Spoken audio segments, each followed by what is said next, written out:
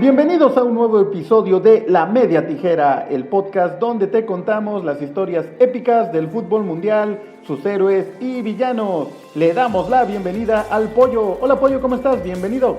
¿Qué tal, Checo? ¿Cómo estás? Es un gusto el saludarte a ti y a todas las personas que escuchan el podcast de La Media Tijera. Mi Pollo, pues empiezan los Juegos Olímpicos, muy parecida a la situación a la que habíamos platicado de la Copa América, ¿no? Unos Juegos Olímpicos que los están metiendo con calzador, que a lo largo de este año todavía no había certeza si se iban a hacer o no, si con público o no. Finalmente se decidió que sí, y se había dicho sin público extranjero, pero los japoneses iban a poder entrar a los estadios. A la mera hora no. Ahorita Tokio está en un estado de emergencia sanitaria por los casos de COVID.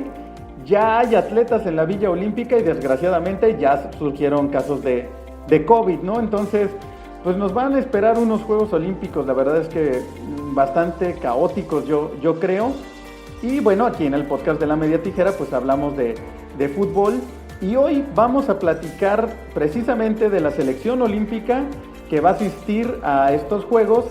Y a raíz de que en Londres se ganó la medalla de oro, y como en algún capítulo de La Media Tijera lo platicamos, Pollo, consideramos que este es el logro más grande del fútbol mexicano, pues siempre se espera en cada que hay Juegos Olímpicos, como que surge, pues ya ganamos una vez la de oro, pues se tiene que volver a hacer, ¿no? ¿Tú cómo ves a este equipo? Y por ahí hay algunos cambios, ¿no? Antes siempre iban 18, ahora me comentabas que se dio una lista de 22. ¿Cómo ves este equipo y por qué ahora son 22 en lugar de 18, Pollo? Pues mira, bien como dices, ¿no? O sea, como si fuera tan fácil el repetir cada 4 años un triunfo en los Juegos Olímpicos, considerando, bueno, pues que siempre hay equipos muy potentes, ¿no? Que participan con esta modalidad que se ha permitido desde Atlanta 96 de poder tener jugadores que refuercen, pues hay equipos que aprovechan muy bien esa regla y en base a los rendimientos que han tenido, pues sí es importante esos refuerzos, ¿no? Sabemos que al no ser un torneo avalado por la FIFA, y sabemos que el COI y la FIFA pues traen ahí un pleito por la cuestión de los torneos, entonces no es obligatorio para los equipos el que puedan o deban de prestar a sus jugadores para este torneo, y muchas veces esas grandes figuras pues no participan, ¿no? Pero bueno, si nos vamos a la historia, pues solamente en la época moderna Argentina es el único equipo que ha repetido medallas de oro, entonces no es tan sencillo, ¿no? Como el ya lo ganamos una vez y la vamos a volver a ganar en cualquier instante, ¿no? Ahorita por la cuestión de la pandemia, bueno, sabemos que estos juegos se retrasaron un año en relación al calendario original, y esto originó ciertos cambios, ¿no? ¿Por qué? Porque al ser un torneo de límite de edad, pues obviamente siempre era una categoría sub-23. Se respetó el límite de edad en cuanto a la fecha de nacimiento, que era el límite que tenían hace un año. Pues ya es otro tipo de torneo, porque bueno, ya con 24 años, quieras que en un año sí de experiencia sí es bastante importante. Entonces, y por lo mismo se hizo una ampliación, ¿no? Bien decías que al principio se habían manejado que eran 18 los cupos que tenían cada selección. Por lo mismo de la pandemia, pues hubo una lucha de poderes para que, por parte de los seleccionadores sobre todo, que pudieran dejarlos incluir más jugadores por el cansancio que han tenido, los torneos tan largos que han tenido, y se pudieron registrar a los 22 jugadores que originalmente se tenían, porque siempre había 4 que eran de reserva para alguna lesión, pero ahora sí van a poder ser parte de la lista oficial, ¿no? Así es, Pollo, sí, pues el COVID que ha venido a cambiar pues las reglas del deporte y de la vida cotidiana en general. ¿Te parece si empezamos pues no directamente un comparativo como tal, pero sí, bueno, un panorama de precisamente qué tenía aquella selección de Londres que logró la medalla olímpica, el oro, y qué tiene esta selección, o por dónde vemos que está lo fuerte, qué podemos esperar de esta selección? ¿Te parece si comenzamos pues precisamente con los refuerzos, ¿no? Con los mayores de edad que trae cada selección. Sí. Pues la selección de Londres, Pollo, entre los 3 refuerzos que llevaba, el primero era en la portería, José de Jesús Corona, el famoso Jesus Crown. En la defensa, Carlos Salcido. Y adelante se llevaron a Oribe Peralta. ¿Tú cómo veías o recuerdas estos refuerzos? ¿Te parece que eran buenos. Siempre va a haber polémica, ¿no? Al estar limitado solo a 3, siempre que hay refuerzos en los Juegos Olímpicos, siempre hay quien dice, no, debió haber hizo aquel otro. En este caso, ¿tú recuerdas más o menos cómo se habló de estos refuerzos? ¿O tú qué pensabas de estos refuerzos? Pues mira, bien dices, ¿no? Que los equipos se arman de atrás hacia adelante, ¿no? Y siempre existe una columna vertebral, que es donde se sostiene todo el peso del equipo, ¿no? En este caso, bueno, era esta base, ¿no? Empezando por la portería Corona, que tenía en esa época 31 años, que si nos vamos, bueno, ya nos remontamos, ya era un portero más o menos, pues no veterano, digo, porque sigue jugando, pero con mucha experiencia, ¿no? Sí. Jugaba en el Cruz Azul ya en aquel momento, y siempre es esa cuestión, ¿no? O se ha manejado de que siempre se lleve un portero. ¿Por qué? Porque los porteros son los que te pueden definir los partidos, ¿no? Para bien o para mal. Entonces, históricamente, bueno, se ha contado siempre o se da por entendido que uno de los refuerzos va a ser en la portería, ¿no? En este caso estaba Toño Rodríguez, que era el portero pues, titular de ese equipo, pero pues obviamente se necesitaba un portero con más experiencia y se recurrió al caso de Corona, ¿no? Salcido en la defensa, bueno, ya venía de su recorrido por Europa, ya con experiencia jugando en Holanda, en Inglaterra, estaba en los Tigres en ese momento, ya había sido mundialista 2 veces por parte de la selección mexicana, entonces pues también era un momento que vivía, y sobre todo porque jugaba en México, ¿no? Como decíamos, que a veces es complicado que los equipos presten a los jugadores para este tipo de competencias. Bueno, el hecho de que un jugador con experiencia ya jugando otra vez en México, pues era más fácil que pudiera tener participación. Y el caso de Oribe Peralta, que en ese momento para mí estaba viviendo, a lo mejor no el inicio de su mejor momento, pero sí estaba en un gran momento, en los momentos indicados, era el salvador en aquellos momentos para la selección mayor. Y bueno, se recurrió al caso de Oribe, ¿no? Por lo mismo, porque hacer un torneo de límite de edad, como ya lo hemos dicho, pues la experiencia cuenta mucho. Entonces se pensó en estos 3 jugadores, y ya analizando, bueno, ya si nos vamos con el paso del tiempo, pues realmente pues fueron fundamentales los 3, ¿no? Sí. Corona con sus grandes atajadas, Salcido con el liderazgo y pues los goles oportunos de Oribe. Entonces, ya fríamente, bueno, pues fueron muy buenos refuerzos, ¿no? Ya con la medalla de oro en la mano, pues podemos decir que fueron 3 muy buenos refuerzos para aquella selección. Sí, claro. Yo creo que de esos 3, la verdad es que Corona, pues no había ni duda, ¿no? Un portero probado hasta la fecha, como comentas, junto con Ochoa y quizá Talavera, pues 3 porteros que sean por ahí, aunque Ochoa es el titular de la selección, pues se han ido como alternando en diferentes torneos la portería, la titularidad de la selección mexicana, y los 3 pues te rinden muy bien, ¿no? Son 3 arqueros confiables. Ahorita, por ejemplo, Talavera pues está en la Copa Oro, y vamos a hablar precisamente de que Ochoa es el refuerzo en la portería para estos olímpicos, ¿no? Entonces, creo que Jesús Corona no era alguien que se pudiera cuestionar. Salcido, pues ni hablar, todo lo que acabas de comentar. Y además Salcido como que tenía en ese momento la ventaja de que es un tipo que podías poner de central, de lateral, de contención, de volante, un plurifuncional, con gran experiencia, con gran liderazgo. Entonces, creo que también no había duda de por qué iba Salcido. Yo me acuerdo, o yo también sentía, como que Oribe era el que me brincaba, porque claro, ahorita, como dices, con la medalla en la mano, y después de los goles que hizo, y en la final y todo, pues todos ya recordamos a Oribe como el hermoso Peralta, ¿no? Pero antes de eso no era el hermoso Peralta, era un delantero que había tenido una carrera pues complicadona, ¿no? Que no había sido precisamente figura o titular indiscutible en varios de los equipos que había pasado, ya había recorrido por ahí por varias camisetas del fútbol mexicano, y sí venía en un repunte importante, ya empezaba a llamar la atención, y yo creo que precisamente los Juegos Olímpicos fue el pináculo de su carrera, ¿no? Fue lo que lo hizo la figura que es actualmente. Después de eso pues ya lo vimos en comerciales y ya lo queríamos en la selección mayor de titular y demás, pero pues sí demostró precisamente, como bien comentas, que esos 3 refuerzos pues fueron ideales. Ahora vamos con los que están precisamente para estos olímpicos. Mencionábamos a Ochoa en la portería, Luis Romo en la media cancha y el yucateco Henry Martín en la delantera. Pollo, ¿cómo ves a los refuerzos? Yo veo muchas similitudes, pero ¿tú cómo los ves? Pues mira, bien sí, es lo que te iba a comentar, ¿no? Que bueno, al tener la opción de llevar un portero, bueno, pues la opción número uno ha sido Ochoa, ¿no? Y es Ochoa. Digo, sería ya caer mucho en volver a hablar de lo que ha hecho Paco Memo, sobre todo en los torneos importantes, ¿no? Que en Copas del Mundo ha sido la figura por parte de la selección mexicana. Entonces, bueno, un portero con esa experiencia, pues está ahí más que merecido, ¿no? Y considerando que Ochoa, su gran momento para participar en los Juegos Olímpicos en aquel 2008, que quedaron fuera en el preolímpico, aquel equipo de Hugo Sánchez, el portero titular de ese equipo que daba la edad era Ochoa. Entonces, pues le llegó tarde su oportunidad, pero al final de cuentas ahí está, ¿no? El caso de Luis Romo, a mí me parece algo muy, muy cierto lo que contaste de Salcido, y que en este caso también se presta, ¿no? Luis Romo es un jugador que actualmente está pasando un gran momento, sobre todo con el Cruz Azul, y el Jimmy Lozano lo puede utilizar de contención, de volante, de central. O sea, es un jugador que te da mucho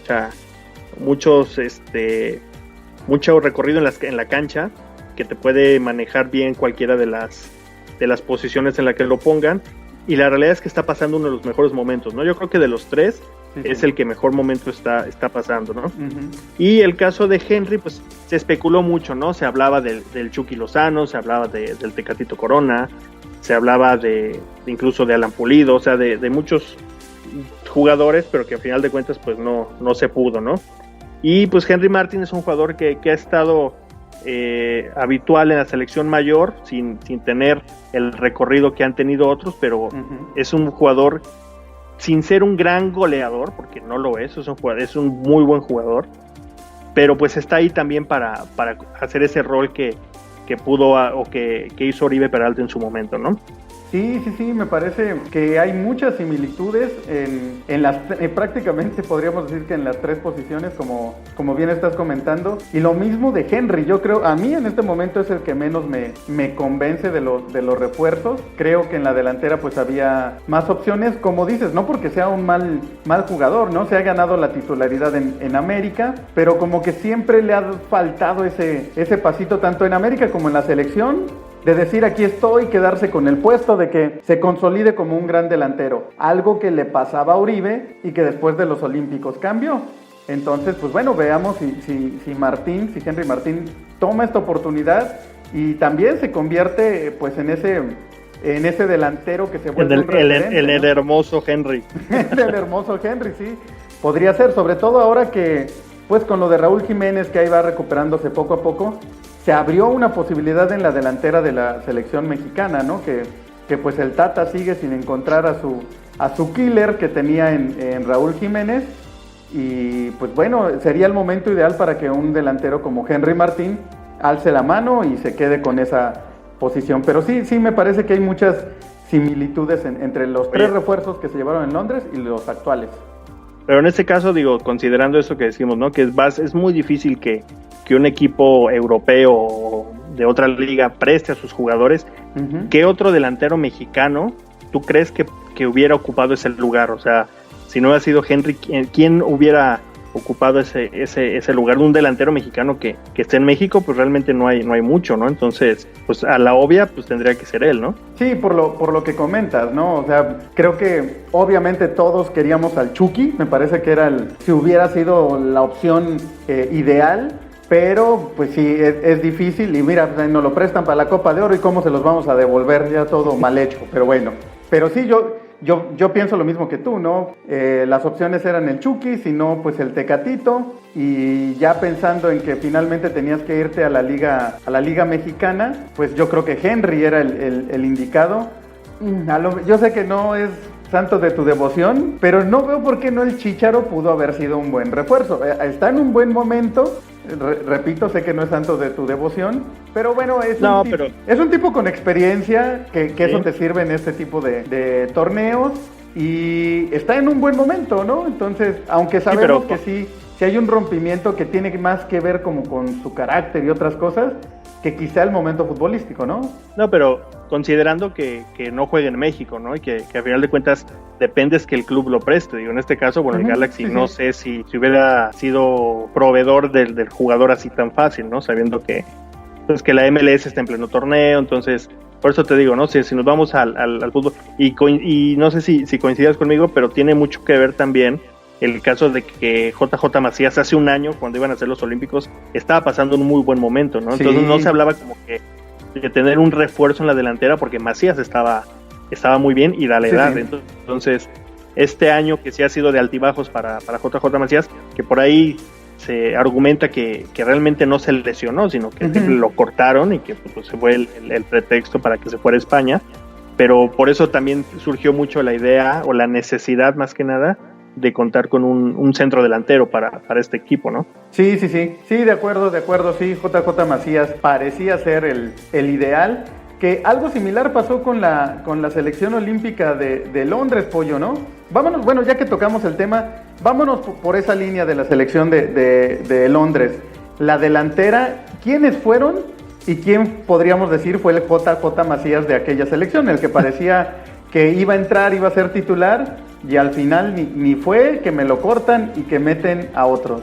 Pues como delanteros para Londres, ya mencionamos al hermoso Peralta, que era el refuerzo. Estaba Raúl Alonso Jiménez, que bien comentabas tú ahorita antes de empezar a grabar, Pollo. Pues ahorita obviamente todos lo ubicamos y vemos a Jiménez, que está en el Wolverhampton. Pero en aquel entonces, pues ni siquiera era el titular. Es más, prácticamente no jugó, ¿no? Y Giovanni Dos Santos, eran los delanteros. Giovanni sí, pues siempre desde muy joven, su carrera, pues ya sabemos que él es como el... ¿Cómo se llama la película? Su carrera del Benjamin Button del fútbol. Exactamente, sí. Entonces, bueno, Giovanni pues obviamente era una figura del equipo, de los que más se mencionaba, más se nombraba. Pero Jiménez no parecía que ni siquiera iba a ser convocado, ¿no, Pollo? ¿Quién fue el JJ Macías de esta selección? Es que esa selección, si bien recuerdas, tuvo mucha preparación, tuvo muchos torneos previos, incluido el torneo de Toulon, el Mundial Sub-20 de un año antes. Entonces sí era como que el que pintaba para ser titular de aquel equipo era Alan Pulido, que estaba en Tigres y que había sido pues, titular prácticamente durante todo el proceso, ¿no? Y al final Raúl Jiménez pues fue el que le ganó el lugar. O sea, realmente considerando la poca participación que tuvo Raúl, pues como que tampoco Alan Pulido yo siento que hubiera tenido tanta importancia en ese equipo, ¿no? Pero era el jugador importante en ese equipo, estaba pasando un muy buen momento y se quedó fuera. Entonces para mí sería esa contraparte, ¿no? Y sí, si nos vamos a delantera, como bien dices, bueno, el caso de Giovanni, que en ese torneo tuvo muy buena actuación. Sí. Recuerdas que no jugó la final por una lesión, pero fue parte fundamental durante el proceso para llegar a la final, ¿no? Tenía 23 años, o sea, también ya era un jugador muy joven, pero con un amplio recorrido, ya había sido mundialista por México, ya en ese momento estaba en el Mallorca, pero ya había pasado por Inglaterra, o sea, su proceso ya había sido de mucha experiencia, y en ese torneo, lo que se ha dicho mucho Giovanni, ¿no? Que cuando ha participado en torneos de límite de edad, con los de su edad, pues le ha ido muy bien, campeón del mundo, campeón olímpico, y cuando ya le toca participar en torneos ya como Copas del Mundo, Copas de América, etcétera, pues no ha destacado tanto, ¿no? Entonces, pues por ahí sí, los jugadores importantes en ese equipo arriba pues fueron tanto Oribe por los goles como Giovanni por el buen juego que tuvo, ¿no? Considerando que eran 18 jugadores. Ahorita, bueno, si nos vamos a la delantera de este equipo, ya hablamos de Henry Martin, pero fíjate que tiene muchos jugadores esta selección que pueden jugar tanto de media cancha como volantes o incluso como delanteros, ¿no? Porque digo, delanteros nominales va, bueno, Henry Martin, va Eduardo Aguirre, el delantero del Santos, pero por ahí Alexis Vega puede jugar también un poquito más atrasado, puede jugar también arriba, el de Roberto Alvarado de Cruz Azul, que puede partir de media cancha hacia adelante, el caso también de Uriel Antuna, que el Tata Martino lo pone jugando siempre por la banda de delantero. Entonces, si nos vamos tiene un poquito más de variedad esta selección, con jugadores que te pueden cumplir con varias funciones, no solamente delanteros clavados, sino que en algún momento de partido pues te pueden volantear o pueden jugar un poquito más tirados hacia atrás, ¿no? Y el caso también de Diego Lainez, ¿no? Que es pues el caso parecido a Giovanni. Exacto. De esta selección. el único jugador que juega fuera de México en el Betis, que también, bueno, tiene 21 años. Si nos vamos al límite de edad, pues está en el límite inferior, ¿no? O sea, podemos tener jugadores de 24, bueno, pues él tiene 21 actualmente y ya sabemos el recorrido que ha tenido, ¿no? Debutó muy joven en el América, después se fue a España y es un jugador también que puede cumplir esas doble función de la que hemos estado hablando. Sí, sin duda, ahí vemos otras similitudes entre estas dos selecciones, ¿no? Ahorita que mencionábamos a Pulido y a JJ Macías, bueno, Pulido también no va a los Olímpicos y se termina yendo a Europa, ¿no? JJ Macías no va a los Olímpicos y se termina yendo a Europa. Alexis Vega podría ser un poquito como el Marquito Fabián de la selección de Londres, ¿no? Que bien comentas, también tenía estas funciones como puede ser un delantero, pero también te ayuda como volante, te ayuda en la media. Y ahorita que mencionas a Lainez, que es lo mismo, es como el Giovanni Dos Santos de la selección de Londres, con una diferencia y una característica que se te olvidó mencionar de Giovanni en aquel momento. Traía a Mibeli se estaba comiendo a mi Belinda. Y por si fuera poco, estaba enamorado, sí. Oye, pero fue el único que no se tatuó el nombre, así que, ganón mi Giovanni. No se tuvo que andar borrando nombres. Visionario desde chavito. Así es, mi pollo. Pues vamos ahora con la siguiente línea, ya que empezamos de adelante, pues vámonos, ahora sí que hacia atrás. La media cancha, te voy a mencionar a los que estaban en aquella selección de Londres 2012. Pues aquella selección que traía el Flaco Tena, que se llevó a Londres 2012, en la media cancha tenían a Javier Aquino, el Chatón Enríquez, Héctor Herrera y Javier Cortés. Pollo, platicábamos lo mismo, ¿no? Que ahorita estos nombres, pues obviamente ya los ubicamos porque la mayoría han tenido buena carrera, ¿no? Pero en aquel entonces, ¿tú te acuerdas o más o menos ubicas en qué momento estaban o quiénes eran como los destacados de esta media cancha? Pues mira, Javier Aquino pues ya había debutado también, jugaba en Cruz Azul, era de los jugadores emergentes, ¿no? Javier Cortés en Pumas ya había sido campeón, él fue campeón en el 2011 con el cuadro de CU, incluso metiendo goles en aquella final, entonces un jugador importante que ya también tenía su recorrido. Sí decíamos, ¿no? Ahorita con la medalla en la mano es muy fácil hablar, ¿no? Decir, bueno, es que ese equipo tenía Héctor Herrera en la media cancha y lo que se convirtió Héctor Herrera después, ¿no? Entonces, a lo mejor en aquel momento ya era un jugador que obviamente ya había debutado, tenía 22 años, empezaba a llamar la atención y a partir de ahí fue el momento en que se mantuvo a nivel selección, participando ya después en la Copa del Mundo, ¿no? Entonces, pues obviamente es muy difícil considerar en qué momento estaban en aquel instante, ¿no? Comparado con los que ahorita tenemos muy frescos, que son de esos jugadores que van a estos Juegos Olímpicos, ¿no? Si nos vamos a los medios que trae el equipo del Jimmy Lozano, bueno, ya considerando también a los que pueden jugar esa doble posición, pues está el caso de Luis Romo, que es el jugador fuerte ahí en la media cancha. Charly Rodríguez, a mí un jugador que me gusta mucho cómo juega, con mucha experiencia en Monterrey y es de los jugadores que el Tata Martino desde que llegó lo hizo parte de la selección mayor, ¿no? Entonces tiene también ese recorrido internacional, jugando incluso el Mundial de Clubes, o sea, ha tenido buena participación. Y el caso de Joaquín Esquivel, jugador de Juárez, que es el jugador que en este proceso es el que más tiempo ha estado, o sea, siempre sabemos, ¿no? Esos jugadores fetiches que le llaman, ¿no? Que cada entrenador tiene sus jugadores. Este caso es el caso de Esquivel, que ahí se ha mantenido, es un jugador, bueno, pues que no tiene grandes reflectores porque no milita en uno de los equipos importantes de la liga, pero pues es un constante habitual en esa selección. El caso de Sebastián Córdoba con el América, que sí ha tenido también buenas participaciones, un jugador diferente que también tiene esa posibilidad de que si te sale un buen día puede hacer grandes cosas, y si de ahí lo hemos visto tantos, ¿no? Que si no le salen desde un inicio pues empiezan a apagar. El caso de Ricardo Angulo, también de Chivas, que también es un revulsivo, que no es un titular indiscutible en esta selección, y Fernando Beltrán, también de Chivas, que él también hace un año, antes de que se viera lo de la pandemia, era jugador importante en Chivas. Entonces es de los jugadores que este año le ha costado trabajo agarrar esa titularidad.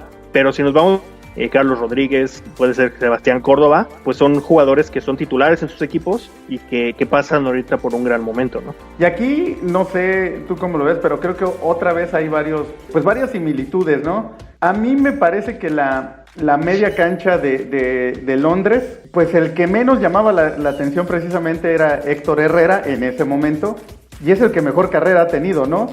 Se cayó, por ejemplo, Javier Cortés, pues se vino abajo, ¿no? Pintaba precisamente para tener una carrera importante, se le conocía o los narradores decían mucho el señor de los golazos, porque solía meter goles muy espectaculares, y después, pues bueno, no pasó mucho con él. Javier aquí ha tenido una buena carrera en general, pero por ejemplo el Chatón Enríquez, ese sí se cayó feo, ¿no? Un jugador que ya en su momento lo platicamos, de características físicas muy importantes, difícil de encontrar en México, con grandes cualidades, técnico, en su momento figura de Chivas, titular desde muy joven, y pues ahorita anda acá en mis Venados de Yucatán. Entonces pues ¿qué más podemos decir, no? Pues digamos que su carrera pues no ha sido brillante. Es que el caso del Chatón, para mí en esa selección era el mejor jugador, ¿eh? Puede ser. Él incluso fue en el Mundial Sub-20 del 2011 en Colombia. Uh-huh. Fue el balón de bronce, o sea, el tercer mejor jugador de aquel torneo. Uh-huh. Y destacaba mucho en ese equipo, y como dices, algunos su carrera se vino hacia arriba y a otros pues de ahí empezaron su declive, ¿no? Entonces sí, para mí el Chatón Enríquez era de ese equipo, sin contar los refuerzos, era el mejor jugador de aquella selección y lo demostró durante el torneo también. Sí, tuvo un gran torneo, pero pues de ahí como que ya se vino cuesta abajo, ¿no? Entonces yo veo más completa, al menos en el papel, a la media cancha de esta selección, de la del Jimmy Lozano. Ya sí, vamos a ver cómo se acoplan, ¿no? Si lo demuestran en la cancha. Sí, para mí también tienen mucho recorrido en primera división, uh-huh, e incluso a nivel internacional.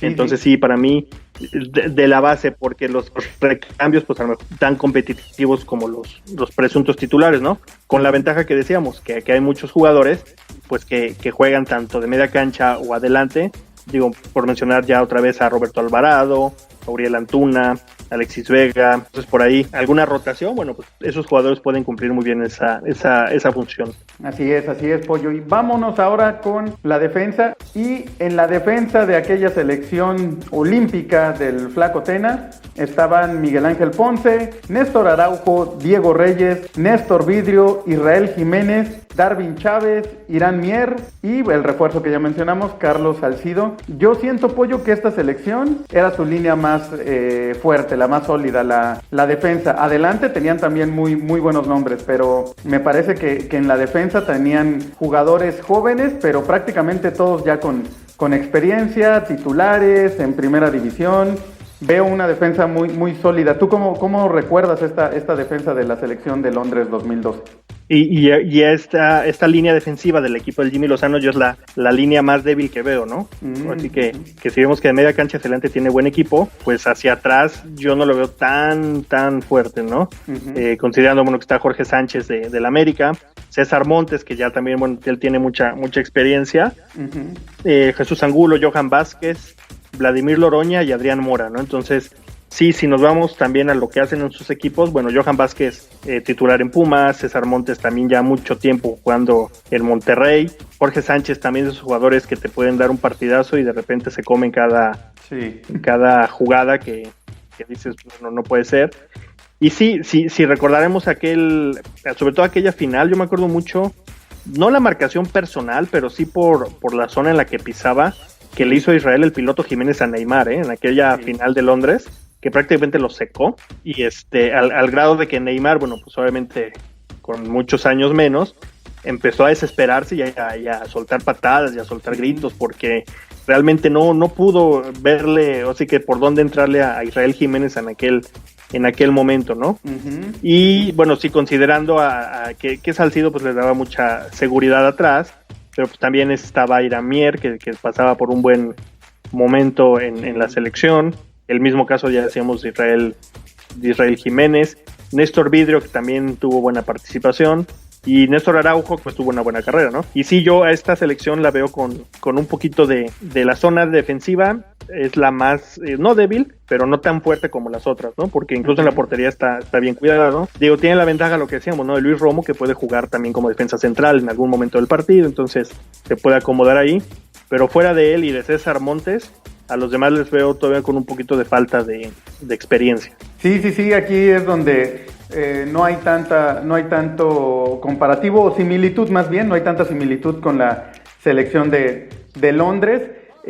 Acuérdate que también, ahorita que mencionaste a Neymar, pues Brasil también traía a este Hulk, que literal era un monstruo, ¿no? Y no lo dejaron hacer nada y mira que Diego Reyes era titular de aquella selección, y si algo siempre se le ha criticado, le hace falta a Diego Reyes, es pues un poquito más de echarle más huevo en la mañana licuado, ¿no? Como que está medio flaquito pero tenía 19 años en ese momento, espérate, o sea, era el más chico de esa selección, o sea, tenía 19 años. Sí, ¿qué hacías tú a tus 19 años, Checo? ¿No?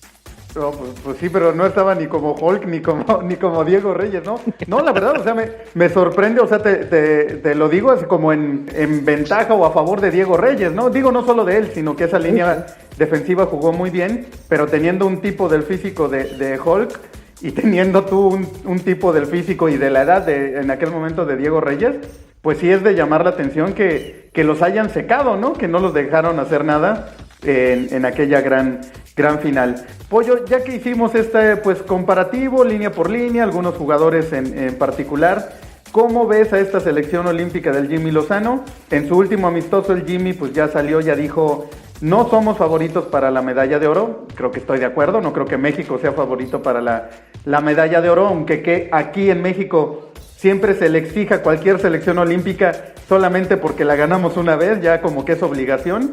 Y como comentabas al inicio, pues ni que fuera tan fácil, ¿no? O sea, la verdad es que no es sencillo. Pero tú, ¿cómo ves esta selección del Jimmy Lozano? Y antes de que vayamos con eso, pues la última comparación, Flaco Tena contra Jimmy Lozano. ¿Cómo llegaba el Flaco con aquella selección? Es que ¿y cómo ves al Jimmy? Es que yo siento que no hay punto de comparación por las carreras de ambos, ¿no? O sea, Luis Fernando Tena en ese momento, pues ya tenía años de experiencia en primera división, ya tenía campeonatos, o sea, ya era un entrenador hecho y derecho, ¿no? O sea, ya era un veterano, se podría decir, en la dirección técnica. Y el Jimmy Lozano, pues la realidad es que es un jugador, un entrenador muy joven que ha tenido un recorrido muy corto en la primera división. Sí. Entonces, pues no, siento que ahí sería injusto comparar uno con el otro porque no hay llegan pues no hay en momentos distintos, ¿no? Sí, o sea, no se puede comparar las ganas que trae el Jimmy Lozano con la experiencia que traía Tena en ese momento, ¿no? Cierto, supo compaginar, además sus auxiliares, en aquel pues estaba el Yayo de la Torre como auxiliar también, entonces otro con mucha experiencia, y ahorita pues no, realmente no habría ni siquiera punto de comparación, ¿no? Entonces, obviamente, pues ahí sí gana la experiencia del Flaco Tena,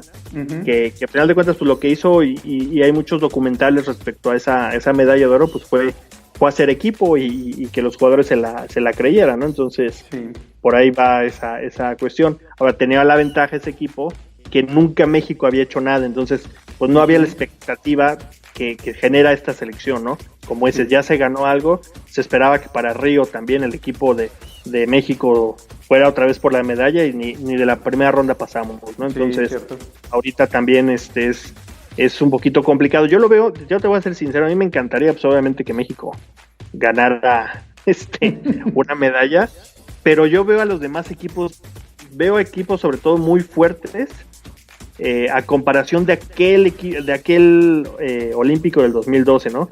Me acuerdo de aquella selección uruguaya, de esos olímpicos que traían a Cavani, que traían a Luis Suárez, y que tampoco pasó de su grupo, pero ahorita veo un equipo de España muy fuerte, con muchos jugadores que dan la edad y que participaron en la última Eurocopa, que fueron titulares en ese momento y que pues, obviamente ya en este torneo pues es su categoría, ¿no? Entonces incluso Argentina trae un equipo muy fuerte, Brasil también trae un equipo muy fuerte, Japón por ser sede, y además de los jugadores que tiene, trae un equipo muy fuerte. Entonces dentro del mismo grupo de México se podría decir que se contó con un poquito de suerte, porque bueno, Japón yo lo veo por encima de los otros rivales, la verdad, o sea, incluso de Francia y de México, por la localía, porque trae jugadores en buen momento.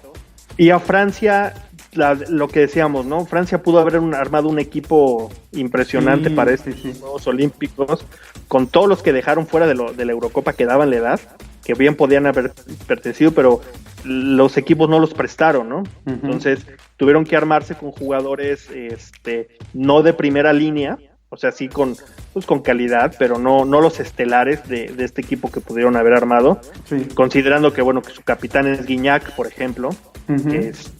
que siento que él, pues más que todo por la experiencia y todo, lo convocaron por el hecho de que juegue en México y conoce a los futbolistas mexicanos y van a jugar contra México, ¿no? Sí. O sea, siento que si Francia hubiera estado en otro grupo, a lo mejor Gignac no hubiera entrado a esta convocatoria. El caso de Thauvin, pues bueno, es un jugador que llega a la Liga Mexicana, que todavía no lo hemos visto lo que puede hacer, pero pues, uh-huh. también lo llevaron. Entonces siento que Francia pudo haber armado un muy buen equipo, y que para ventaja del equipo mexicano pues no van sus mejores hombres. Eso decíamos, no quiere decir que no tengan jugadores de calidad.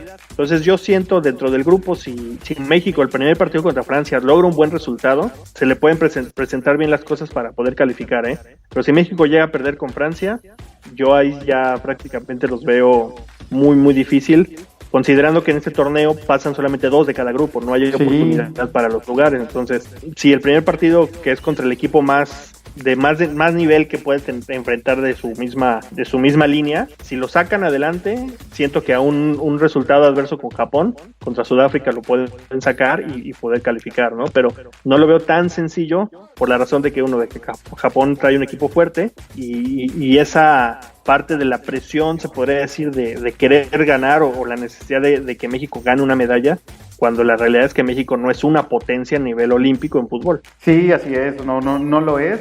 Y sí, tiene un grupo, podríamos decir, accesible al parecer, pero Francia no es ningún dulce, ¿no? Y sí, parecía que Francia podía traer un equipazo como el que llevó la Eurocopa, que bueno, ya nos demostró que no necesariamente por eso quiere decir que puedas lograr grandes cosas, y va a estar muy interesante ese duelo, ¿no? Gignac, que sí conoce muy bien al fútbol mexicano, y los futbolistas mexicanos que lo conocen también muy bien, ¿no? Entonces, duelo del morbo, yo creo que es el partido que más despierta la atención en México, ¿no? Querer ver si Gignac le hace un gol a la Olímpica, cómo lo toma, cómo lo celebra, qué pasa, qué va a pasar con este duelo, y sobre todo lo que comentas, ¿no? Duelo fundamental porque es el primero, y si le sacas un buen resultado a Francia, pues le puedes sacar un empate a Japón, que ya te deja las cosas, pues ya estás con un pie en el siguiente ronda. Oye, lo que se dice, ¿no? Que es la que empezó todo lo de Funes Mori con la selección mexicana y todo, que empezaron a decir, ¿no? Que Francia había llevado un jugador naturalizado para jugar con su selección, ¿no? Porque Gignac es mexicano, o sea, Gignac él tiene la nacionalidad mexicana, sus hijos son mexicanos, o sea, él lo ha dicho abiertamente que es mexicano, uh-huh. Y bueno, tuvimos que darles un empujoncito a los franceses, ¿no? Para que tuvieran un mexicano en su selección, a ver si así pueden lograr algo, ¿no? Ahora, porque el Mbappé ese y el Griezmann y esos, mira, nada, nomás están chavos. Tiene que ir un mexicano a echarle la mano. Y algo, fíjate, muy, muy curioso, Checo, también es, lo decíamos, ¿no? El grupo, bueno, ya pasar de grupo prácticamente te pone en la antesala de disputar los partidos importantes, ¿no? Que son las semifinales, porque el cruce del grupo de México es contra el grupo B, que es el de Nueva Zelanda, Honduras, Rumania y Corea del Sur. O sea, realmente de esos 4, pues a lo mejor Corea del Sur es el equipo más fuerte. Pero si logras pasar esa etapa, te pones ya en semifinales, y en semifinales, pues de los 4 equipos, pues sabemos que 3 tienen medalla, ¿no? Entonces, pues ya sería como el llegar ahí, pues ya estás ahí a un pasito de esa presea, ¿no? Porque en los otros grupos, bueno, el equipo del grupo donde está España, está Argentina también, uh-huh. Está Egipto y está Australia, entonces, pues por ahí no hay tanto problema. Pues en el grupo de Brasil, está Alemania, está Costa de Marfil y está Arabia. Entonces, entre ellos se empiezan a eliminar, ¿no? O sea, de esos 8 equipos donde hay 4 muy fuertes, pues a las semifinales van a llegar 2. Por ahí se empiezan a eliminar entre ellos. Entonces, pues también tiene mucho que ver lo que decíamos, ¿no? El primer juego, y ya de ahí, contra Japón, esperar que un buen resultado. ya está más que dicho, pero el último partido contra Sudáfrica, pues no lo pueden ni siquiera empatar, ¿no? Sí, tiene suerte México de que parecen llaves más accesibles. Como dices, lo importante en los Olímpicos es por lo menos llegar a semifinales, porque ahí estás en la antesala de una medalla, que ya una medalla así que del metal que sea, para una selección olímpica y para México en general, que no somos una potencia en Juegos Olímpicos para nada, la verdad es que es un gran logro. Así que, pues sí, ¿cuál sería ya entonces tu pronóstico, Pollo? Ya así lo que tú piensas, ahorita que ya viste todo el panorama, que ya nos planteaste, pues sí, México probablemente no sea favorito para medalla de oro, pero todo parece indicar que sí tienen la posibilidad de por lo menos llegar a semifinales. ¿Tú cómo ves esta selección? ¿Objetivamente o sentimentalmente? No, objetivamente. No. ¿Objetivamente? No, pues sentimentalmente. No, sentimentalmente yo siento que México podría llegar a las semifinales. Uh-huh. Objetivamente dudo que pase de grupo. ¿De plano? ¿De plano se queda en...? Sí. Híjole, yo, es que la verdad a mí no me ha convencido mucho esta selección ni en el preolímpico. La verdad es que no los veo tan sólidos, ¿no? A pesar de lo que hemos hablado, los nombres, jugadores que se conocen, les cuesta ya cuando les pones un rival pues de un poquito más de peso. Entonces, yo estoy de acuerdo contigo en que depende completamente del primer juego contra Francia. Ahí vamos a ver de qué está hecha realmente esta selección. Y eso les va a abrir el panorama o se los va a cerrar completamente. Pero la selección de Londres llegó igual. La selección de Londres llegó sobre todo... Pero es lo que... Ajá, sí. Es lo que decíamos, que ese equipo pues llegaba, pues sí, sin aspiraciones porque no se había logrado nada. Sí. Pero ahorita con ese antecedente ya se espera, entonces ese es el principal problema que tiene este equipo, ¿no? Ahora, la preparación que ha tenido esta selección no ha sido la misma que tuvieron los de Londres. Sí, claro. No ha habido torneos, no ha habido mundiales para ellos prácticamente por la edad. Uh-huh. Hicieron una gira por Europa, por España, fueron contra equipos que van a estar en los Olímpicos, pero pues no era este equipo el que va a participar, o sea, eran muchos jugadores que iban a buscar un puesto, ¿no? Y que de ahí muchos quedaron fuera, entonces y si lo comparas con aquel equipo de Tena, bueno, desde los Panamericanos que ganaron en Guadalajara, uh-huh. Habían tenido el Mundial Sub-20, tuvieron el Preolímpico, tuvieron el torneo de Toulon que ganaron, o sea, ya con la misma base, y este equipo, pues hasta para el último partido que tuvieron de amistoso, tuvieron que jugar contra un equipo de la segunda división porque ya no consiguieron rival. Entonces uh-huh. Este equipo pues ha jugado 2 partidos, el que jugaron contra Panamá uh-huh. en Estados Unidos y el que jugaron el fin de semana, ¿no? Entonces uh-huh. No han tenido esa participación, entonces por eso y por muchas cosas más, objetivamente veo complicado que México pase. Sentimentalmente yo siento que semifinales sería ya un buen resultado, ¿no? Y ahí ya dependería mucho de los cruces y todo, pero sí la veo un poquito complicada a pesar de que es un equipo, sobre todo porque a los otros equipos sí los veo en un muy buen nivel, ¿no? O sea, este equipo es muy bueno, pero los otros equipos también traen selecciones muy competitivas, entonces por ahí puede ser el problema. Pues así es, Pollo, pues ya estamos prácticamente unas horas del debut de México a las 2:30, 3 de la mañana de nuestro país. Nos va a pasar como en aquel mundial de Corea-Japón que había que desvelarse, poner las alarmas para poder ver los partidos, así que bueno, los que estén dispuestos a despertarse a las 2 de la mañana y pues ya comenzar el día, porque el partido va a andar acabando por eso de las 4 o 5 de la mañana, y a menos de que algunos que ya están de vacaciones pues puedan echarse una jetita después del juego, ¿no? Si México gana el viernes feriado, sí. Agarramos puentecito. Agarramos puente, ya total, pues ya, que es un día, ¿no? Nos agarramos el puente y ya, hasta el lunes. Aparte nos lo merecemos, hace falta celebrar algo después de año, ya casi año y medio con COVID, ya nos hace falta celebrar algo, ¿no? Pues muchas gracias, Pollo, ya veremos qué pasa con la olímpica. Yo, híjole, como te digo, no tengo un pronóstico, yo creo que a mí me gana el pronóstico sentimental y después de verlos contra Francia ya podré dar un pronóstico más objetivo y sí espero que por lo menos alcancen las semifinales, ¿no? Pero bueno, pues veamos y ya más adelante platicaremos qué nos deja esta selección olímpica, y también va a ser muy interesante lo que pasó con la anterior, ¿no? ¿Quiénes a partir de estos Juegos Olímpicos a lo mejor despegan su carrera y se convierten en figuras, dan el brinco a Europa, y quienes a lo mejor se apagan, ¿no? Porque pues sí tenemos jugadores que están empezando su carrera, pero pues muchas veces estos torneos hacen que la vida les cambie, ¿no? Muchísimas gracias, Pollo. Nos vemos próximamente en un nuevo episodio del podcast de La Media Tijera. Muchas gracias, Checo. Una excelente noche. Esto fue el podcast de La Media Tijera. Recuerda seguirnos en nuestras redes sociales. Facebook e Instagram nos encuentras como La Media Tijera, Twitter @tijeramedia. La Media Tijera es un podcast hecho por todos y para todos. Nos escuchamos en la próxima.